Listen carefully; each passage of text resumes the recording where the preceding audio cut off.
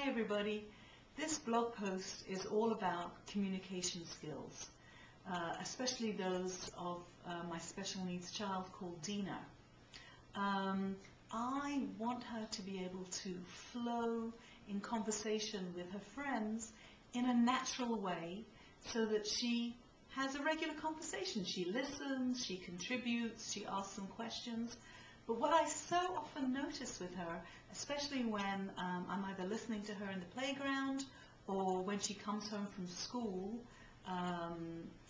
together with another friend in the car, I often notice that the conversation is sort of weird. The friend will say something and Dina, instead of responding appropriately, will either give an association which is totally unrelated, or say something random with a kind of wild exaggeration so that the friend kind of goes, huh, I don't understand, or will ask a question which is sometimes way too personal and off topic. And I notice that this can be really upsetting for the friend, and I want Dina to be able to fit in and flow as good as possible.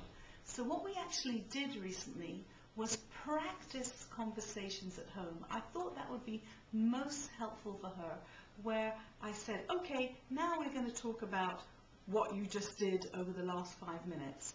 And we had a practice conversation where I would say something and then I would try and see her answer.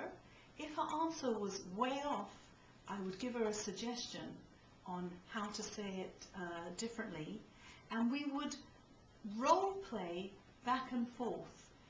For instance, if I would say to her, oh, so what are you doing? And she would say, I'm doing my homework. And then if she, instead of saying that, would say something silly like, oh, why are you asking? What's going on? Something totally weird, I would say, now just think, you want to answer the question. And then she'd say, I'm doing my homework. And then I would model how I could go off on a tangent. Homework? Oh, I hate homework. Homework's so silly. Oh, homework's a waste of time. That's a kind of weird thing to say. Or I could say, oh, what are you doing for your homework? Do you want to show me? So we would go back and forth and practice improving communication skills. And I'm going to be doing that often when we travel in the car. You already know that we strap Dina in, then she does her breathing to help her focus and be calm. And another thing that we can practice in the car are these conversations back and forth where I model the correct behavior instead of weird random behavior.